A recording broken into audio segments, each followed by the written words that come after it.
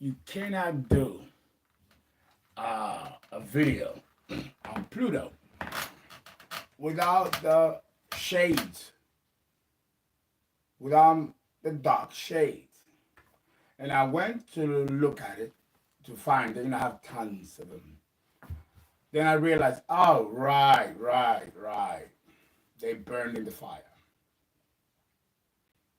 Oh well. So I'm gonna do it without it, and I was gonna, have the effect. Also cover my eyes too. It says I'm a little tired. Uh, Pluto. Why discuss Pluto?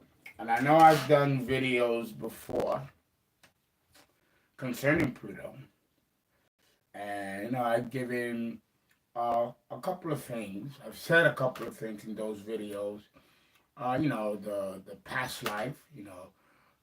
Pluto rules the soul. Um, Even though there's a lot to be said about Pluto,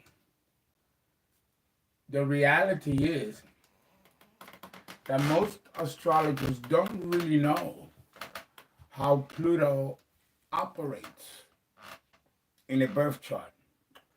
Don't forget, it was discovered in 1930. Uh, we don't know enough about Pluto to go into real specific information as to how it works in the birth chart. And I think in delineation or birth chart synthesis, a lot of the explanations that they give on Pluto is quite generic. And it's kind of been that way for many decades. If you think about it, if you go to a bookstore, back in the day when you could go to bookstores, right? Because now you got Amazon and you mail things now. But growing up in the 80s and 90s, when there was no internet and none of that and those kind of resources, you would go to the library and you will find very little information or published information or books about Pluto. And this is astrology. If you go into cosmology or planetary science, and yes, they discuss Pluto, the basic scientific facts, molecular weight, molecular mass, specific gravity, and, an atmosphere or not, all that kind of stuff. And briefly, and I mean one or two sentences that will mention that he's the Lord of the underworld, the custodian of the dead. Beyond that, they don't tell you much more. Well, scientists don't know much about Pluto. Astrologers don't know much about Pluto.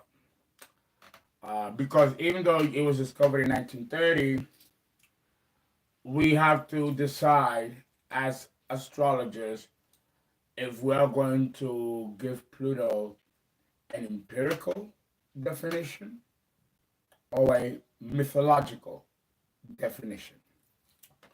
What I mean by empirical information is trial and error.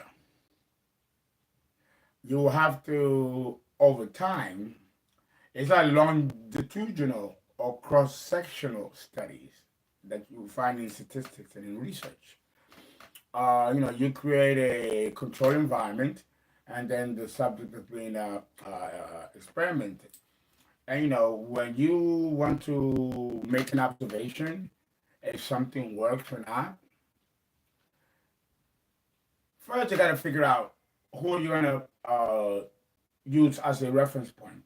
What race of people, or what social economic group, or will it be the criminal people in the population, or the mental health people in the population? How long is the study supposed to be? If we have 10 people with Pluto in the birth chart, we might need to follow these 10 people with Pluto in a particular sign in the house for years, because you don't see the evidence of functionality right there in front of you in real time. You have to go backwards in time after sufficient amount of time has elapsed and then regather data and then analyze it and see if there are patterns among these people where Pluto is. And then from there, decide, oh, wait a minute, Pluto in this sign, in this house, causes this and this. Because these other subjects, we see the same similarities.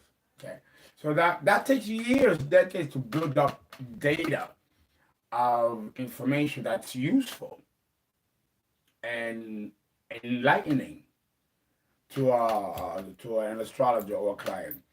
It takes time to figure out, and then they have to do more tests to double check. By the time you're done, it'll be 20 years. And now you can write a book about Pluto. Well, there is one book that is groundbreaking, and you should know already by now, which is the author, because I spoke about him before, and his name is Jeffrey Green, who wrote Pluto, The Evolutionary Journey of the Soul, Volume 1 and 2. And he also wrote the book on Uranus, and that book is out of print. The work by Jeffrey Green was outstanding, just outstanding work. He should have won a Nobel Prize or a Pulitzer for that book. The information in that book, let me tell you, when I read what we were talking about, it took me 17 years for me to figure out, and other astrologers too, rising around the same time, how to use Pluto in the birth chart. Until then, and to a certain degree, still is, you can only, the books on astrology, when they have, the cookbooks, they have the definition of the planets, the signs, the houses. When you look at Pluto, it is only half a page or a quarter of a page. It gives you very little. And the astrologer makes it a point to say, oh, we cannot use Pluto as an interpretation in the birth chart because it rules generation. It's more important to delineate Pluto in the birth chart concerning a generation, not as individual synthesis. The reason why astrologers made those statements and published them in books, which you will see today, is because we don't want to tell the public that we don't know how to interpret Pluto in the birth chart. Pluto is such a game changer, and it's so outrageous of an energy source that it seems almost ridiculous to ascribe it to the functional behavior of a human being.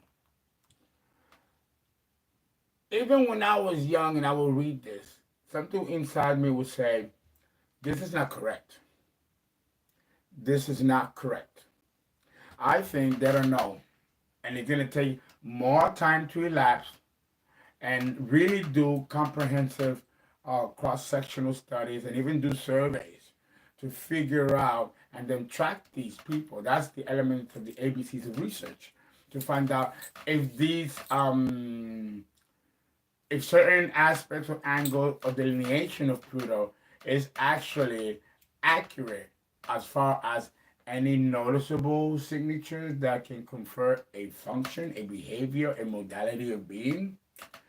Really difficult. And then we have to look at the fact that there are other planets that have similar functions as Pluto, and they can overlap. So that's the first issue with delineating Pluto in the birth chart. What frame of reference are we going to use? Are we going to use empirical data, which is mundane, right? And see if it actually it's very scientific, psychosocial, social-political basis that we can say, oh, this is a Pluto signature because of this, and this. We are still grappling with that. Pluto was discovered in 1930 at 5 degrees Cancer. We know nothing about Pluto in Gemini, Pluto in Taurus, or Pluto in Aries, because we're going back now to the mid 1800s, to the early 1800s. None of us were born then. So there's a whole quarter of the signs of the zodiac that are completely a mystery to astrologers as to how Pluto works. And there is nothing written, and there's no reference point to figure out if we are even close to a empirical definition of Pluto in the birth chart. So we have to rely on mythology. But even mythology, when it comes to Pluto, doesn't give us much either. Doesn't give us much. He's the lord of the underworld. He is the ruler of Hades. He rules the dead. He has a helmet of invisibility, where he puts it on and he goes invisible. But the mythology doesn't go into details as to how he ascribed that helmet of invisibility. And Pluto, like Neptune, also has a trident. Huh? And it's very interesting because when you look at the symbol of Pluto, and of course there are many symbols to Pluto. One is a P, the P, P. The other one is a P, a U, the initials of the person who found it, right? The astronomer who found it. But even in the symbol of Pluto, you see that it's almost like a trident. And it also is very similar to Uranus. Remember, Uranus it moves sideways. It lies on its side. This is the ring of Uranus, but it's cut in half to show that it's on the sideways. So it's not a full circle, it's on its sideways. So this is an homage to Uranus, and then the three spokes is an homage to Neptune, the trident. And then, of course, the P of Pluto by itself. The colors of Pluto are black and red. And this also bears significance.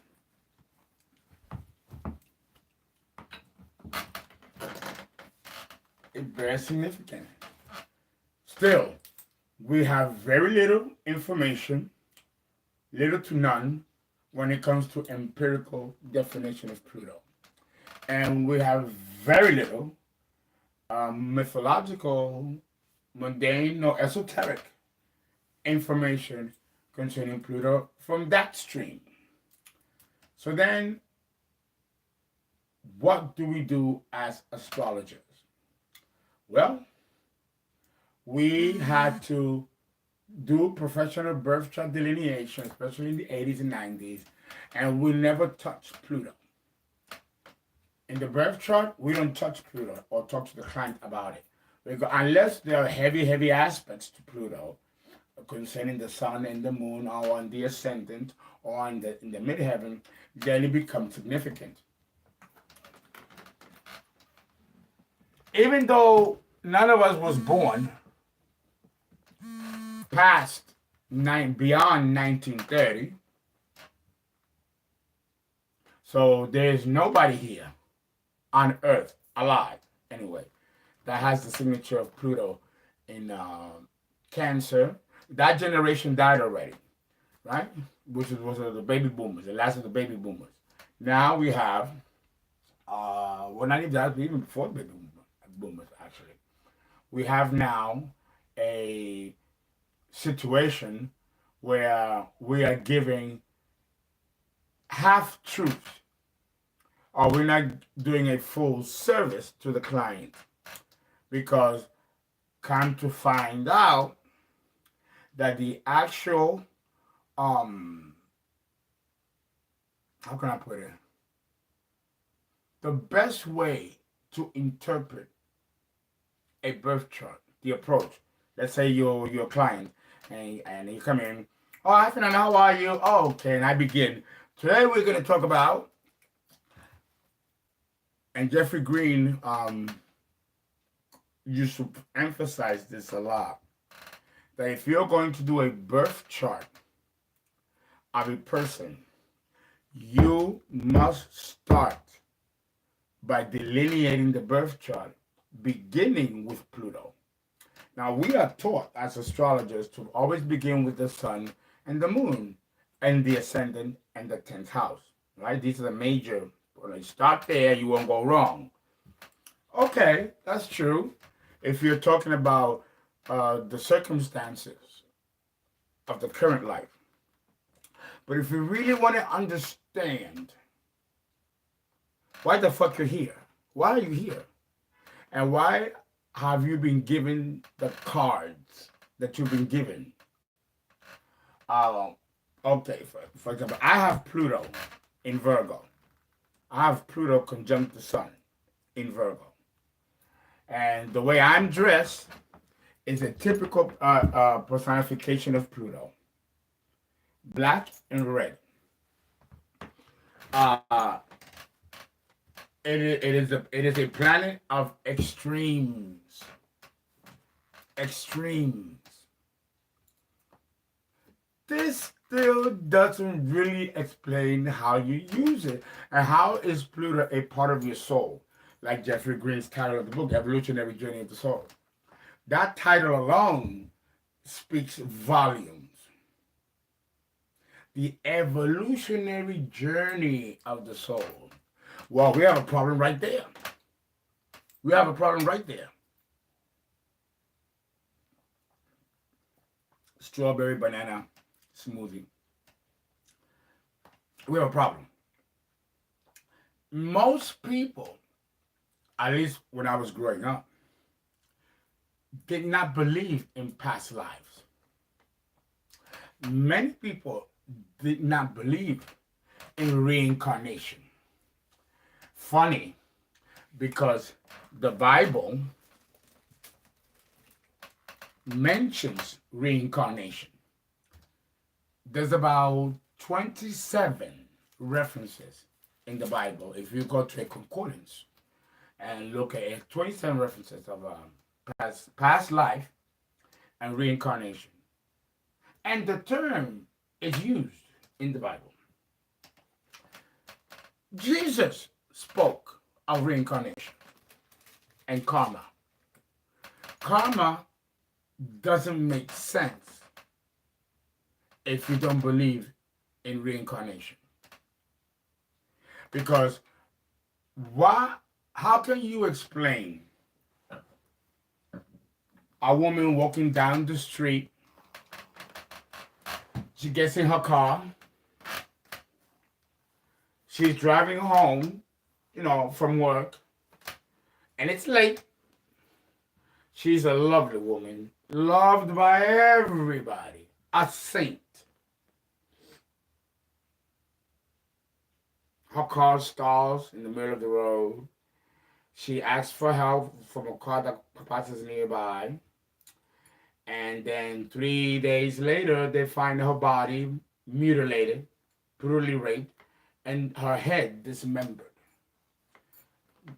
She leaves behind 3 kids. And then come to find out, when the police does investigations, they find out what an upstanding citizen she was. What a great person, noble. Their community is in shock, crying, people are angry, people want answers. If you were an astrologer, what would be your logic in having an innocent person meet their end in this horrific way?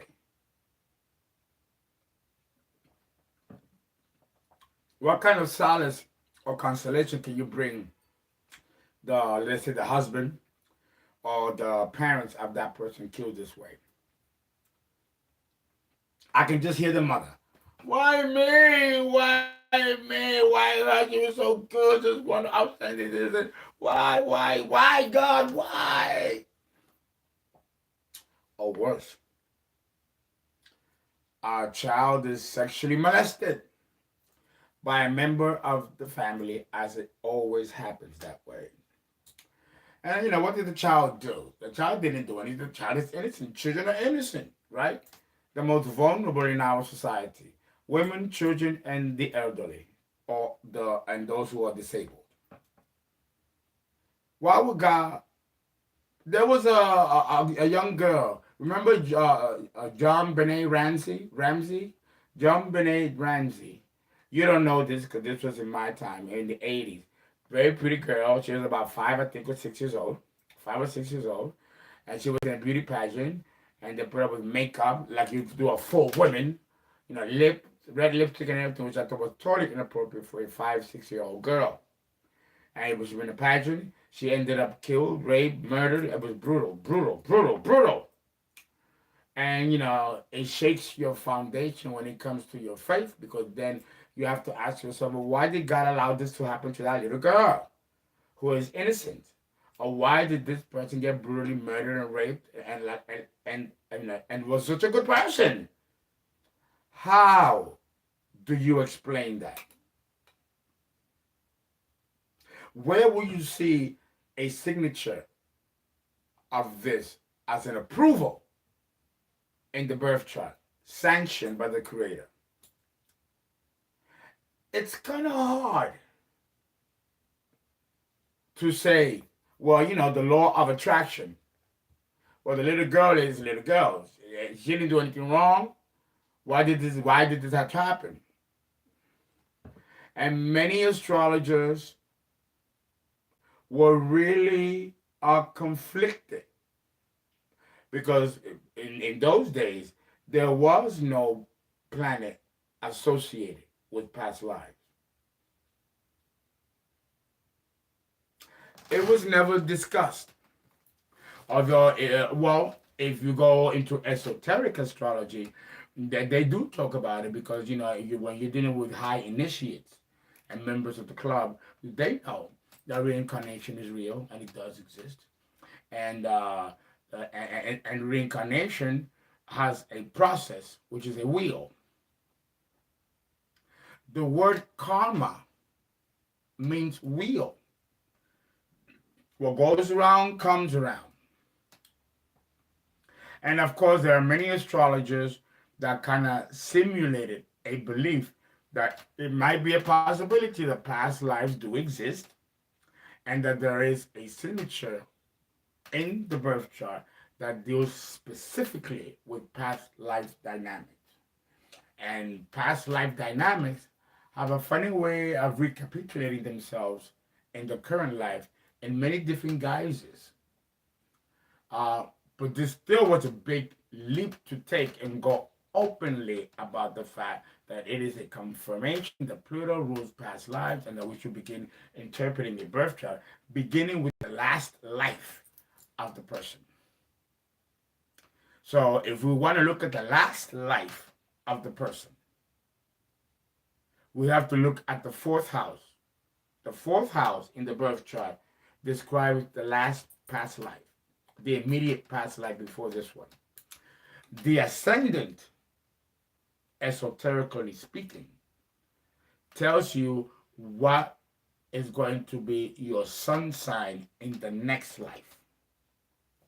I have Libra and the ascendant. In my next life, I will be a Libra sun sign. And the position of the sun by house position in the birth chart will hint as to the new ascendant.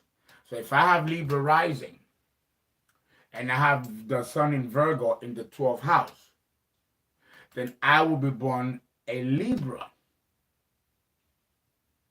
Sun sign, Libra, but in the 12th house. And my moon in Aries in the next life will be the opposite sign, the opposite polarity.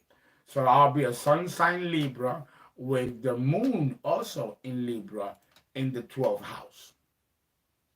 Oh yeah, there are ways to calculate the future birth chart of the next life. We could not have done this remarkable work without Jeffrey Green giving us this this window that we can look into. So when we look at the fact that Pluto rules past lives, and now we can put together some kind of comprehensive picture that makes sense of why that little girl was molested or brutally raped and murdered, equally like that woman who went to work from work who was found brutally raped and murdered and her head dismembered. So now it seems that, and according to theologians, not that they admit this openly, not to the public, but if you go to the Vatican or if you go to seminary school, they do teach the esoteric portion of Christianity that deals with reincarnation. So the church does know. We do know. It's not discussed.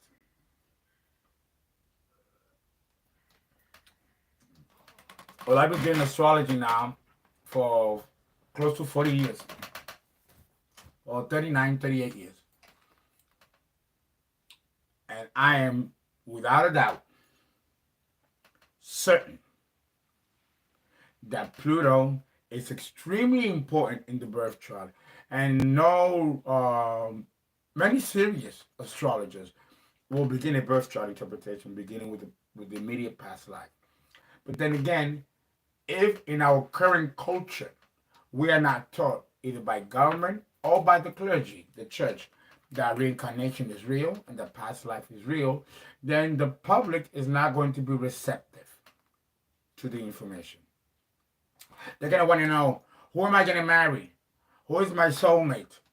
Am I going to be rich? That's what the mundane, that's what people are really, really concerned about. 98% of people that ask for a birth chart from me, they don't want to know anything about past life or reincarnation because they don't know what to do with that information. They don't know how to use it. So what becomes important is what information of relevance we can use now that will propel us forward. And part of it is the beginning of clinical astrology, which branches into other areas. But still keeping it, excuse me 1 second, I smell gas.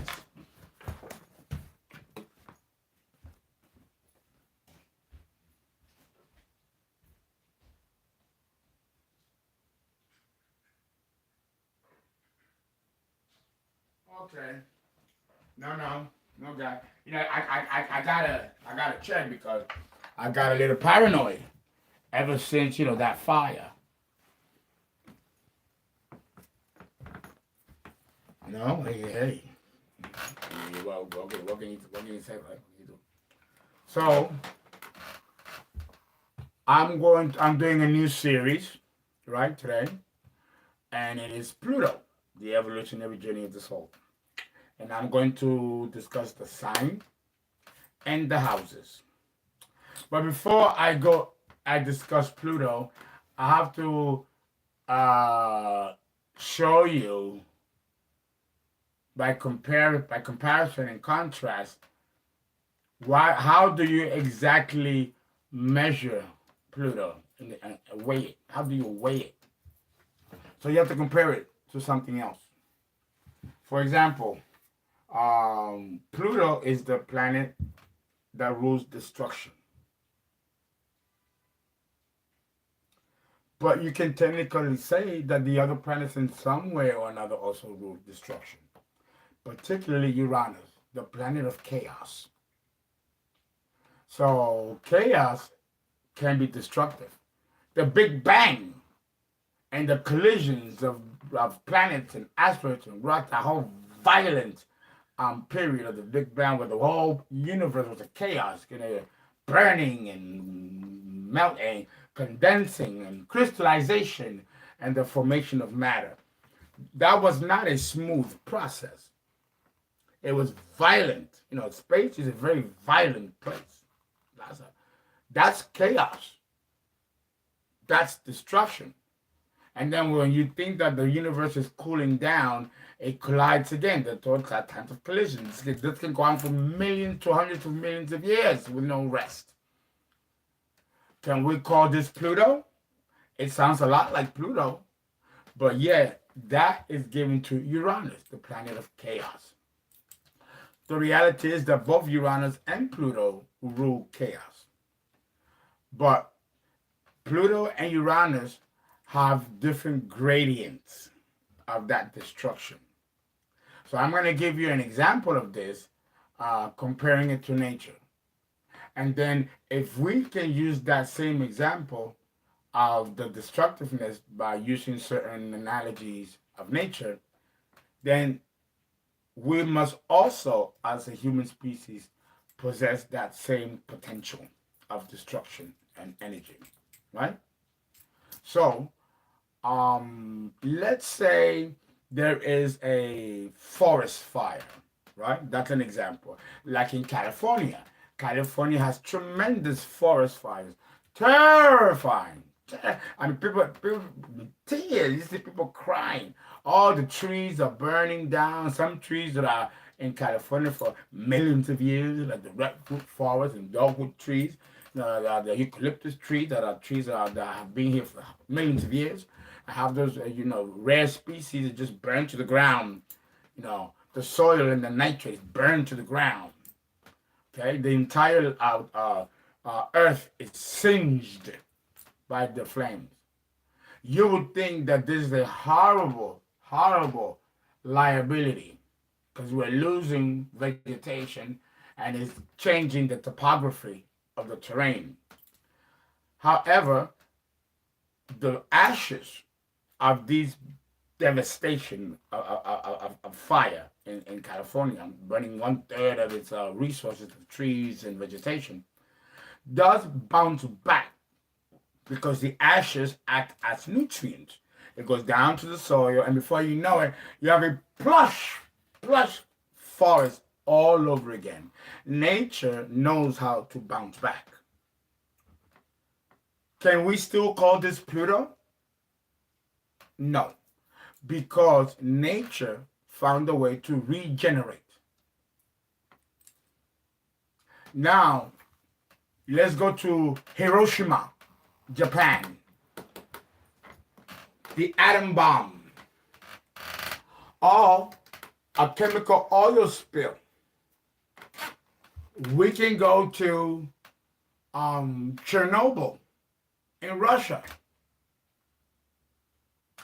Or, now these are, of course, man-made disasters.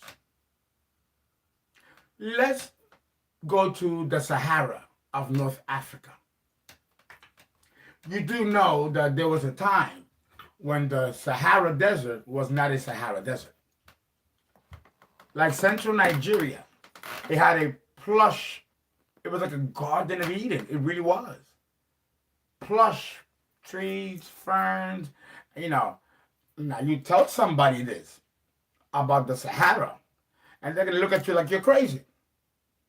Unheard of. Yet, what happened in the Sahara that it is now dunes of sand and nothing grows there? That part of the earth is completely destroyed, incapable of regenerating. Chernobyl in Russia, or Hiroshima in Japan. You go to these places, to this day, nothing grows in that soil. Nothing grows. Nothing grows. Not even microbes.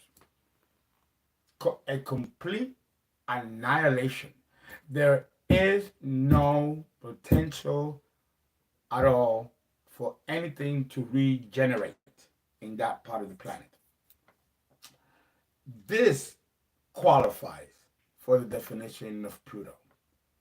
Complete destruction, complete annihilation, where there is no returning. With Uranus, the chaos is temporary and it has a purpose. But the destruction of Pluto, which is permanent, is still a question mark as to its functionality. And that's just nature. Something doesn't feel right about a total destruction that has no way of regenerating. It's like once you use Pluto as a weapon, that's it. We might all gonna, be blow up with this motherfucker. And no coming back. So how can we use this destructive force in a functional, productive way in the birth chart? And if we see evidence of this great mass destruction, nature, at a nature level, and also intellectually have the intelligence to produce a weaponry that can parallel that type of force of Pluto, then what does that say about our own potential for destruction and annihilation of ourselves, our planet, or to each other?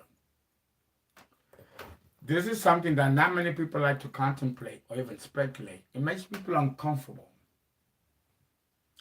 Yet, we are having a Pluto return in Capricorn for the United States. It began in February, it will go retrograde, go back again in July, and then go retrograde, and then go direct one final time in December.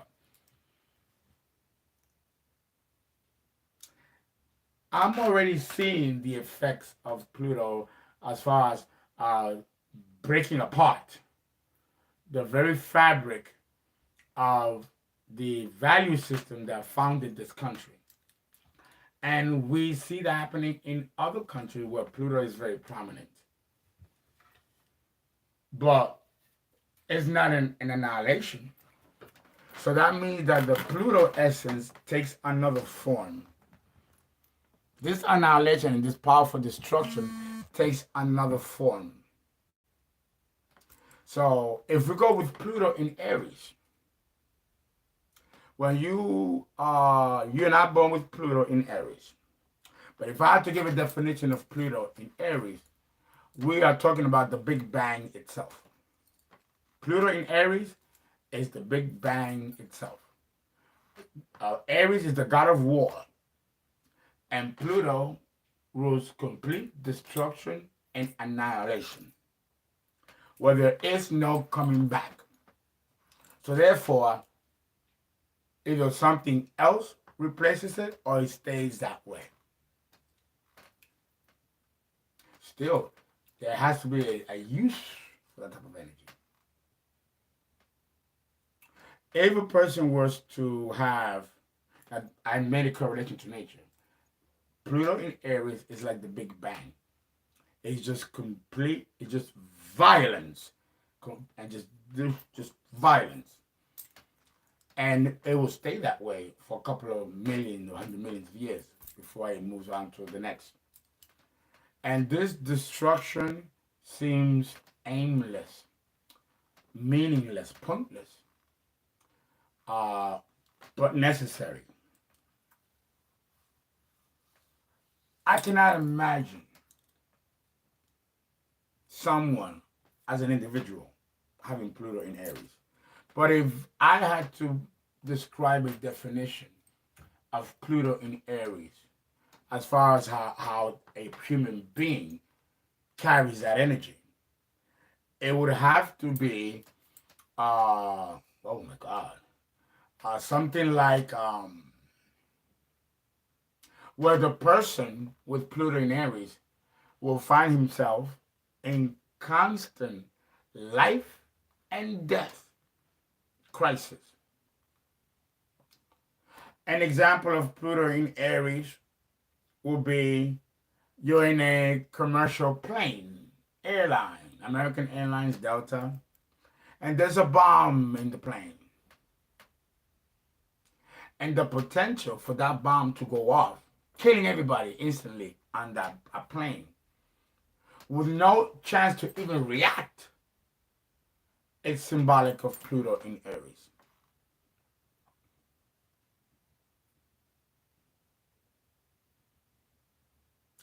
The Titanic hit the ice,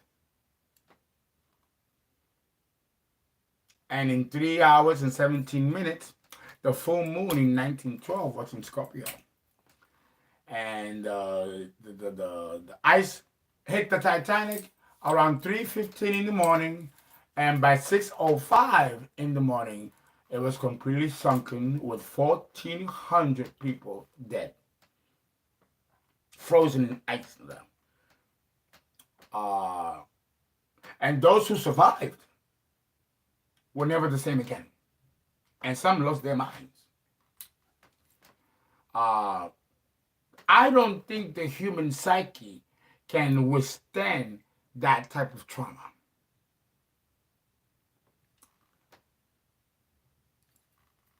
What did we get out of losing 1,400 people in this horrific way? Oh, what about 9/11, when we were attacked by a foreign country and the planes went into the towers? That's another Pluto in Aries. And then the towers came down, and these people had no chance of surviving that. They were lucky if they died instantly upon impact. The plane falling and crashing into the ocean. Can you imagine?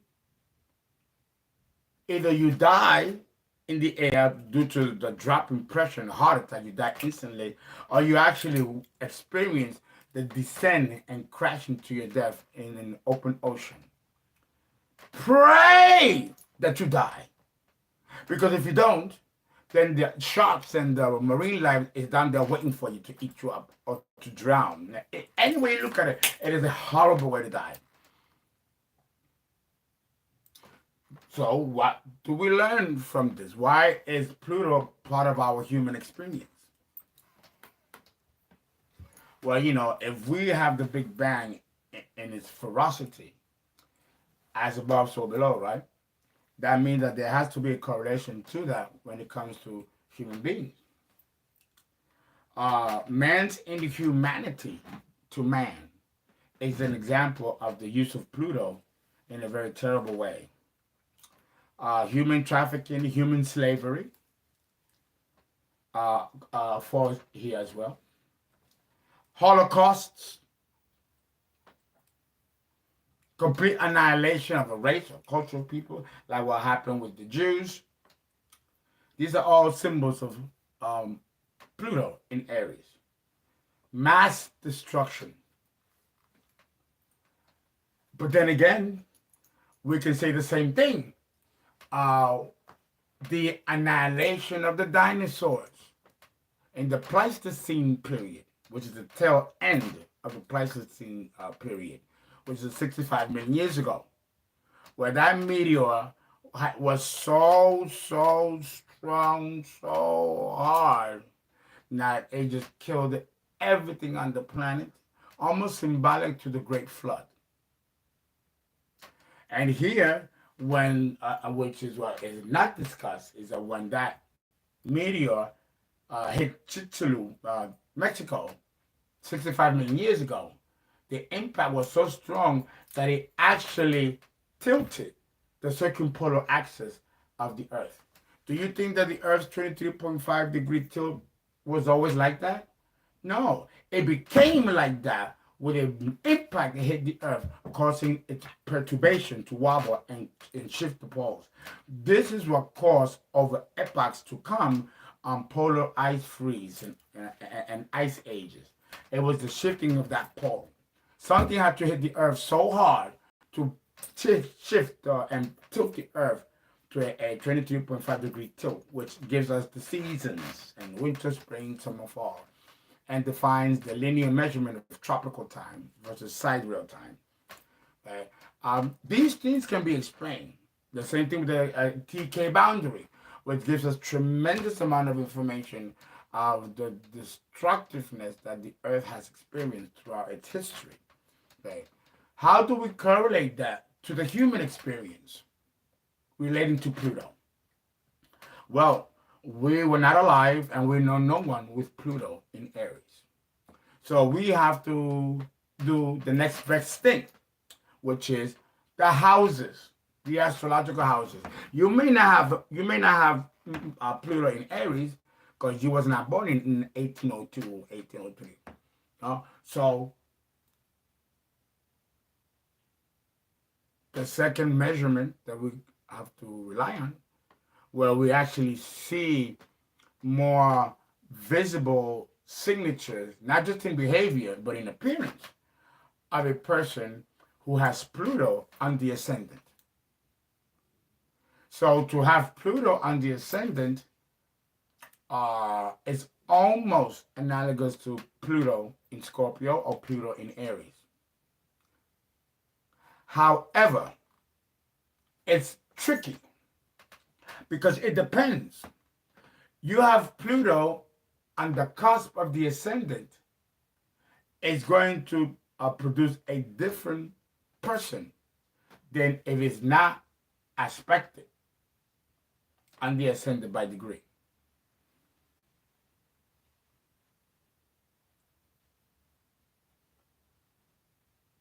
Pluto on the ascendant, or the first house, is problematic. It's problematic. It is. It sucks. Oh my God. Where do I begin? I mean, the list is endless. Endless.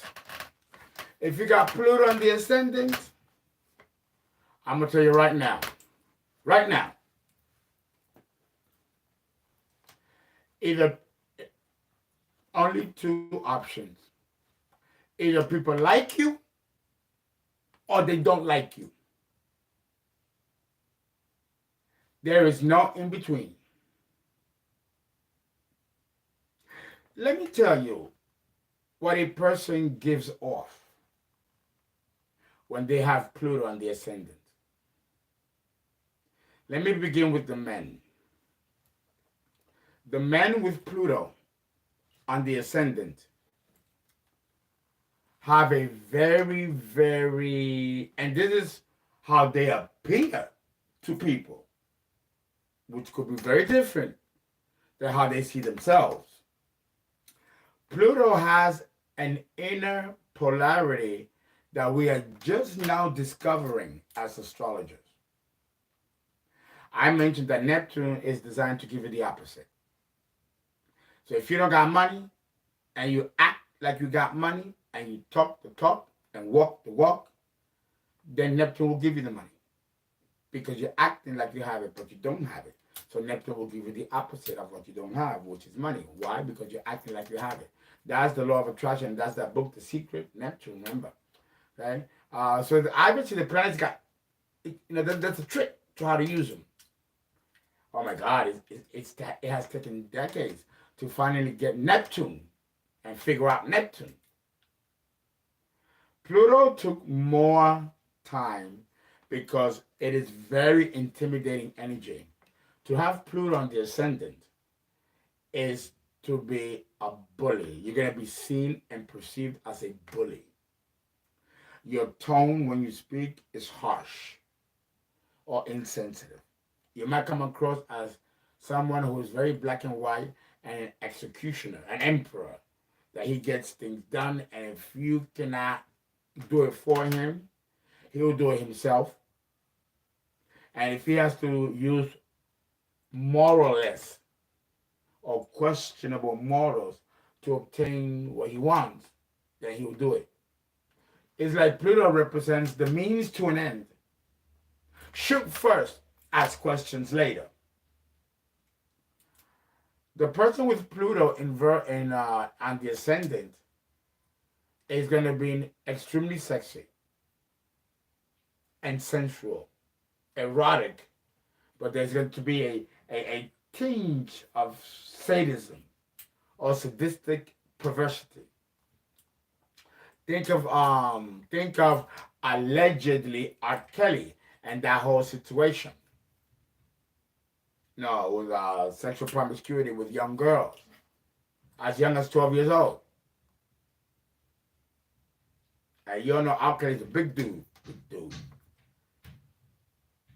and to have sex with your allegedly, right? Because we cannot prove if he was involved in that or not. But allegedly, we're gonna use him as an example because Pluto rules perversity, S&M, sadistic sex, all kinds of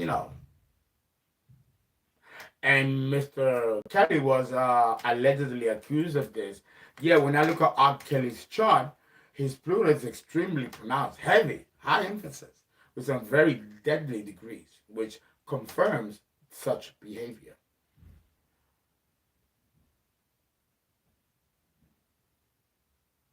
How does allegedly this person benefit from engaging in that kind of activity? What makes someone do that?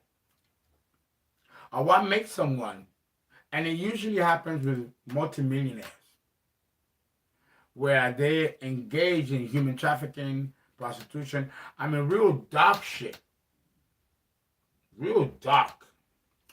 I tell you, when I used to work for an adult club, an adult fetish club, and it was located on 14th Street and Lake Street. And then I worked for another one called Harmony Theater on 23rd and 9th. And this was, in the 90s. They're no longer there anymore, of course, gentrification. And let me tell you, the things I saw was unspeakable. Unspeakable.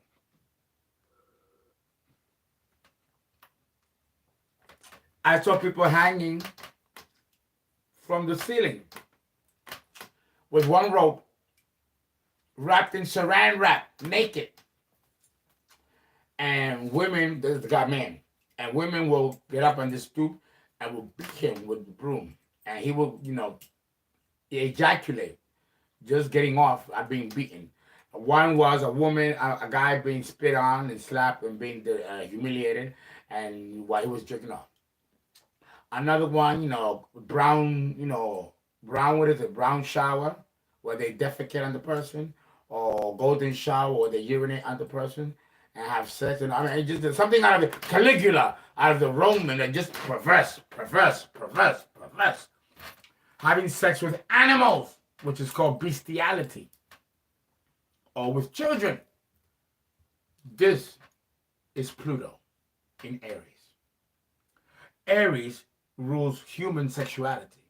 Its symbol, Mars, is the symbol for men, which is the pointed penis with the testes, the ball. So here, human sexuality takes a perverse direction.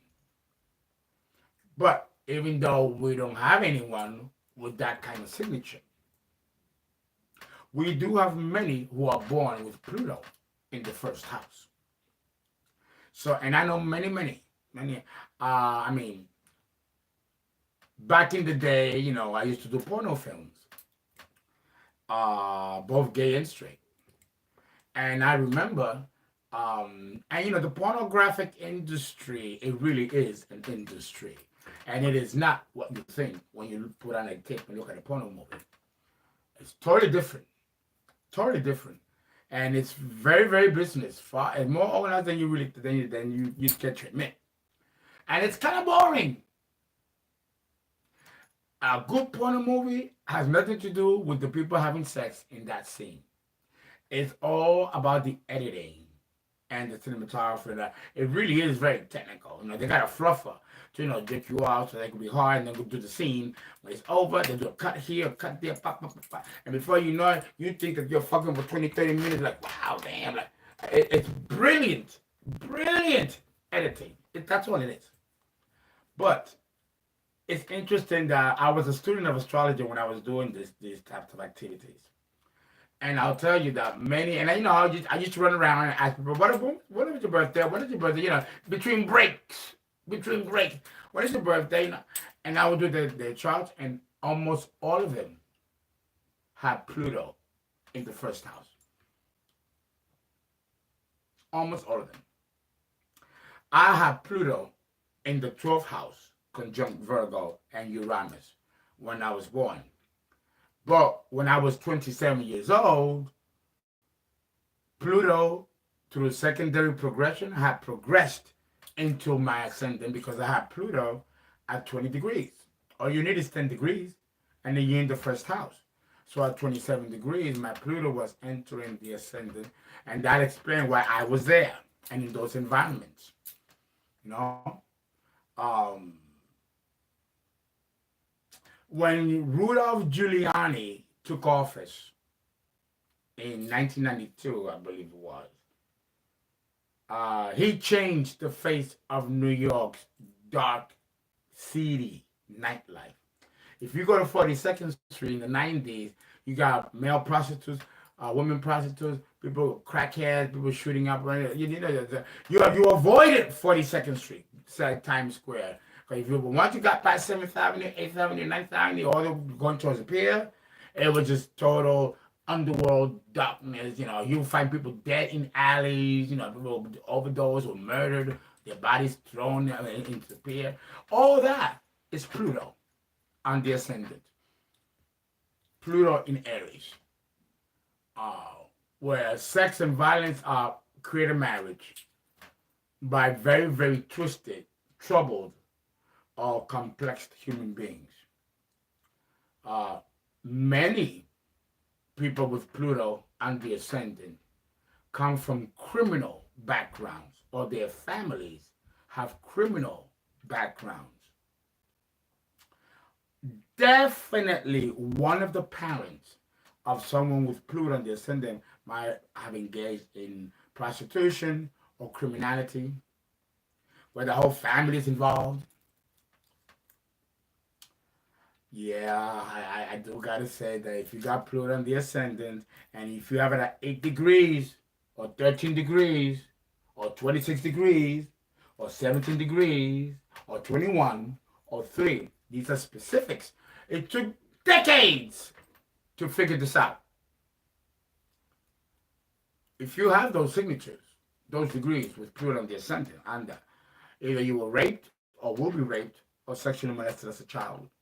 Although I have thousands of birth charts that I've done over decades that not one was ever wrong. Not one. Even now in my school with my students, when I see them, when they see the 13th degree or 26 or 17 or 3 or 21, and they ask the client begins to cry. Yes, I was molested by my father, molested by my uncle, and the signatures are right there, right there. We did not know this. We knew about the degrees. We did not know how to ascribe it to Pluto. And Pluto is so dark, and it's so, it talks about all the taboos that having sex with your own family members, incest. I mean, bestiality. All that is Pluto. Who's gonna want to sit down and have a discussion about those things about your life? Because we all have Pluto in our birth charts, so we all got a little something going on. Some are tapped and some are untapped. Serial killers. I have books on serial killers. I studied a lot of the serial killers when I was doing clinical practice. And many serial killers have Pluto on the ascendant or very highly prominent or conjunct the sun or the moon. The son of Santa, Ted Bundy, what's the other one? Oh God, there's so many.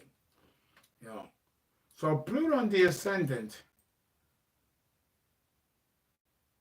gives you an aura of something that is deliciously exciting but dangerous. A one-time risk or a golden opportunity. No guarantees and no promises.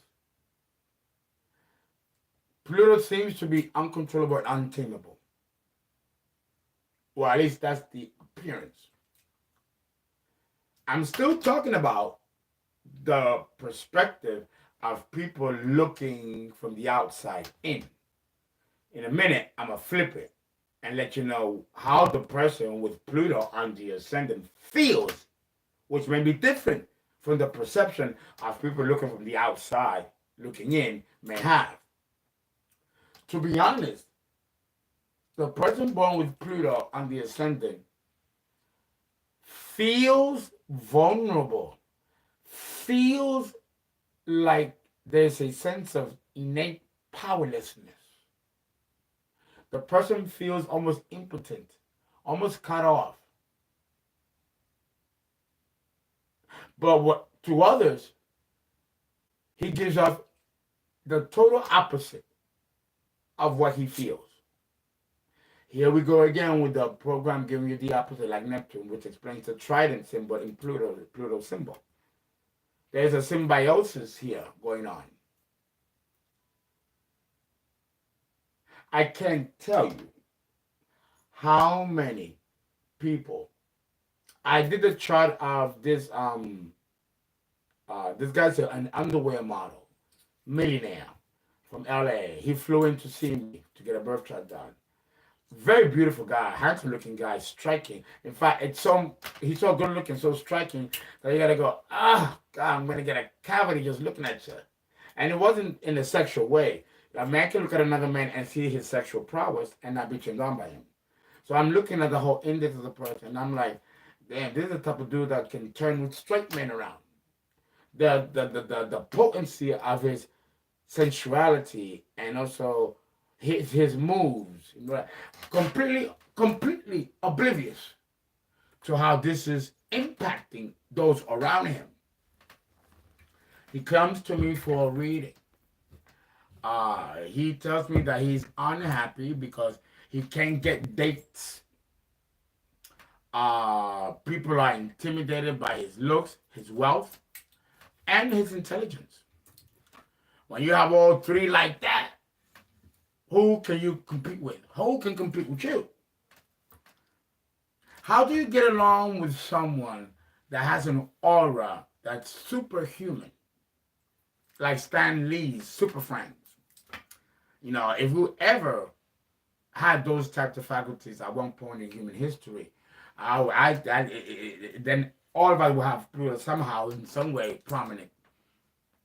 But the reality is that people with Pluto on the ascendant are probably some of the most loneliest people on the planet. Both men and women. Again, it's not that there's something intrinsically wrong with them. It's that their aura carries this shield of energy that you can't put into words. You cannot define it. The person with Pluto on the ascendant feels completely powerless. Completely powerless. And has many, many enemies. For no reason. For no reason. Of course, there's always a reason. But not a reason that's apparent to the person with Pluto on the ascendant. If he speaks nicely, he'll be perceived as a sucker or weak. If he's too aggressive, people will scatter 7 different directions. There's no middle ground in taming the energy of Pluto. Either you are hot or cold, not warm. It seems that a lot of people born with Pluto on the ascendant have a tough time funneling, harnessing, or controlling this energy. One common cry from clients is that they don't know how to funnel it, or they don't know which direction to funnel Pluto. That's tough. Because what happens is that if you don't know how to tame it, it will tame you. There are 2 psychological aspects that goes on when you have Pluto on the ascendant. When you have Pluto on the ascendant, and you have it at dangerous or critical degrees, it will ignite the parental patterns from childhood in your environment. In other words, the trauma of your upbringing, because anyone born with Pluto on the ascendant guarantee has trauma and comes from a family dynamic of trauma. If the native has not resolved this when he becomes an adult, that same behavioral dynamic, which was dysfunctional, will recapitulate itself in his environment. He will attract friends, acquaintances, co-workers, even neighbors that are going through the same dynamic that he went through as a child. The same dynamic. Usually when you pull people to you that are chaotic and problematic, and you happen not to be, then that means that you are still carrying the wounds and the unresolved wounds and pains of your childhood that have not been resolved. And because it has not been resolved and brought to a closure, it's still in your aura. So it gives off a vibration that this is still here. So now that will attract people to you that parallels that vibration, which is encoded in your spirit, in your aura, because of the conditioning of the trauma, which you had no control over as a child. But this is why they call Pluto the planet of transformation and regeneration. Because at a certain point, when you reach a certain age and a certain maturity and awareness of what's going on, you can then transform your condition and direct the energy towards what you want to attract to you. And then you'll be in the driver's seat of Pluto. But you're not going to be in the driver's seat in your formative years. It'll usually be after the prime, after age 30. And really, that's true in theory. In actual practice, it's really past age 40. Past age 40 is when there is a more of a sense of direction and a sense of know-how of how to manage this energy. Especially once you've been rejected and preyed upon. And because the people with Pluto on their ascendant go through a lot of shit. They go through a lot of stuff, let me tell you. That does something to you by the time you reach age 40. That does something to you. It changes you. If it doesn't change you, it will destroy you. But one thing that it's not going to do is leave you alone with a Pluto transformation. You are going to change. Something will happen, and it will happen by force if necessary, with or without your cooperation. That's what makes Pluto so scary and so dangerous. And I have so much more to say about this signature. Unfortunately, I have to go run the class. And then after that, do some readings for you guys. Oh, but before I leave, wait. Before I leave, I gotta tell you something. I didn't come up with it. You know how I still got, I from February 14th, I had over 300 people that wanted $25 for 25 minutes.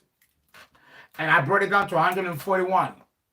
Now I went back up again, but because I've been having these spells and witchcraft and all that drama going on, I have not been really focused on it. And I cannot really be doing readings and have this stuff going on because I may interfere. It's under control now. Of course, I still have the rubber of the altar in the living room. I have to wait 9 days to dispose of it before I can reconstruct the altar again and paint and all the whole 9 stuff. Keep the donations coming, please. Thank you. Here's the thing. Many of you don't want to talk to somebody else. And thank you so much. But this is why I'm building astrologers in my school to create a more team of astrologers like me, so that we can reach all of you, right? That's the long-term goal of what we're doing. But I got a download 2 nights ago from the ancient ones. And this, he's a paladin. He says he remembers me from Atlantis and remembers me from Lemuria. Now we're going back now, hundreds of millions of years ago, a long time ago. And he told me to go on ahead and give the information and set up the reading in a certain way where you guys can get your readings for free. For free. This is my gift to you. You get your readings for free anytime you want. And it is like, like phase A. If you have more, or if you want more information or detailed information, then you call me for the reading. But if it's something that you can probably figure out on your own, I know exactly how to design it. There's a lot of tarot card readers that have, they post every day, like predictions. And I've been watching them. I've been watching them. There's a lot of them. I've been watching them. And I test myself with these readings on online, on YouTube. And it's very good. It's very good. It's very good. So I said to myself, okay, I'm going to do a series of videos. I'm going to do 5 videos every 90 days. I will take out those videos that I will put. If I put 5 videos, and I'm going to go into detail. If I put those 5 videos, it's going to be for you to call at any time you want. They'll be timeless. No sign of the zodiac to subscribe to them or planet. When you, if you hook into my channel and you watch those readings, it's going to relate to you for that moment in time. Now, here's something that I gave a hint about it. I didn't go fully into it. But there's a way where you can actually predict everything of what can happen to you on your own.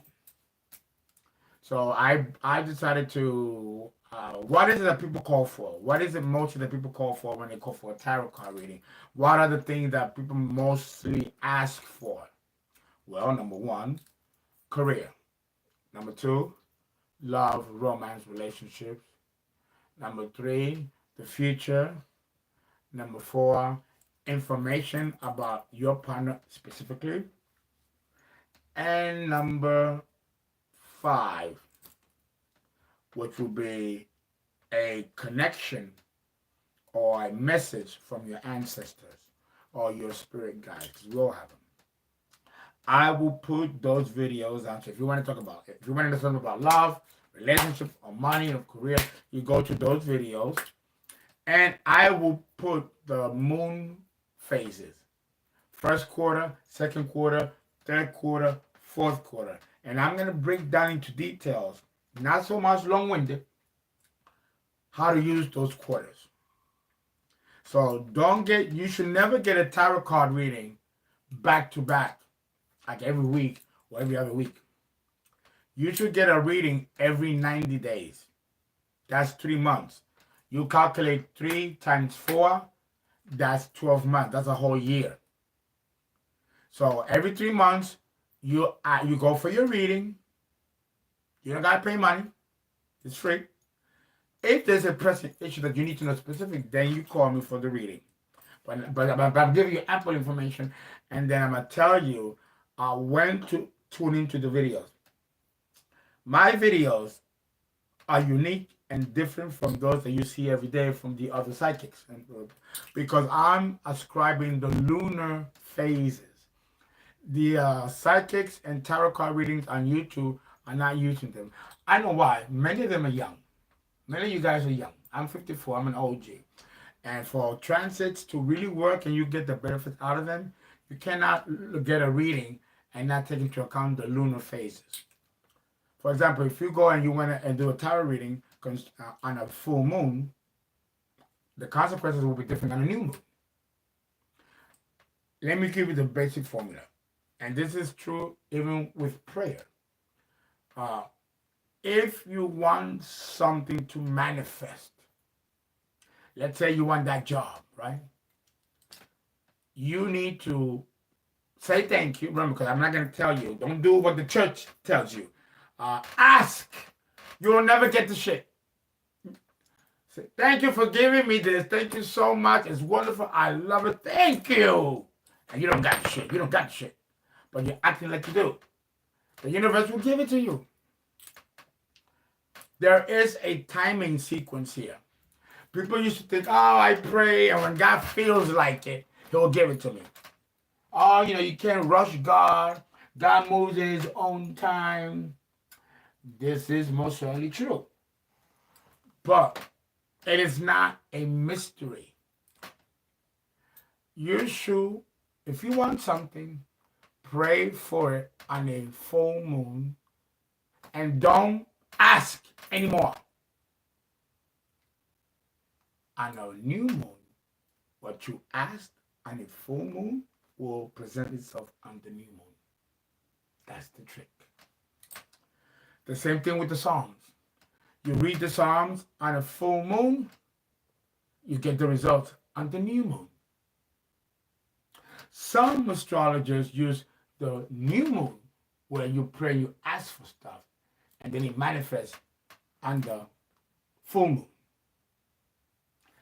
Other astrologers begin at the gibbous moon, which is a day before it's full, and then into the new moon a day after, which will be after the gibbous on a new moon, a full moon, because the gibbous is only with full light. That's another way. But then you have first quarter, second quarter, third quarter, and fourth quarter. If I teach you what these quarters mean, and you use that with the new moon, full moon, and you do it every 90 days, you can actually see in front of you your own cycles and your own desires manifesting. There is a science to this. Why do you think they burn witches and kill astrologers? We knew these secrets. The church made sure that that was destroyed. That way people are forced to follow what the clergy tells you and not read what's in the book. If you read the book of John or Matthew or Luke, Peter, and Paul,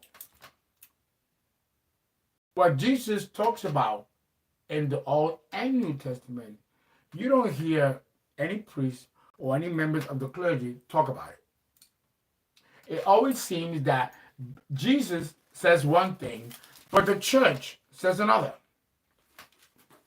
The church never talks about reincarnation, never. But Jesus talks about it. First John does. In the Bible, Jesus always says, seek your own salvation. But the church never tells you that. The church never tells you to seek your own salvation. The church tells you to listen to a pope or listen to a priest, confess your confession, and he shall have the power to forgive you, not you. So it seems like there is a contradiction between written doctrine of our Lord Jesus Christ and the political agenda of the church. Why do I go back to this song and dance concerning the church and occult? Because there's certain things that people don't understand concerning the occult that was actually premeditated by the church, the early church. So I understand, like the reading, like the Psalms, the way you read the Psalms, what days you need to read them. The church knows this, but it makes sure that it was completely taken out of those books. That way you don't have a clue as to how to read them. Right? So that's why I'm here, and people like me are here. We are the supplement to the church or the Bible. What they've taken out, we are restoring it by giving it to you publicly. And that way the Bible makes sense, and you do have a true sense of empowerment when you read these texts. Guys, I gotta go. I went over 18 minutes. Please donate. Please follow me on Facebook, Twitter, Instagram, The People's Astrologer. If you want to enter the school again next year, I'll put yourself on the list. Or call for a reading or birth chart. Guys, thank you so much. It's always good. I feel good talking to you guys. It's been a while. Guys, oh, wait. I gotta see who's here. I always do that, right? Let's see who's here. Whoa! Let's see who's here. Real quick before I lose. Okay, this is what Breaking Bad. I said Breaking Bad. No.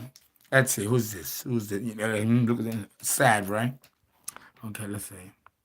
Oh, here we go. Uh-huh. Ooh, this is going a little quick. Ooh. Okay, Fortune, Naomi, Angela G, Elisa, Stacy, David, Moha 35, Miss Matthews. I'm gonna call just a couple of you.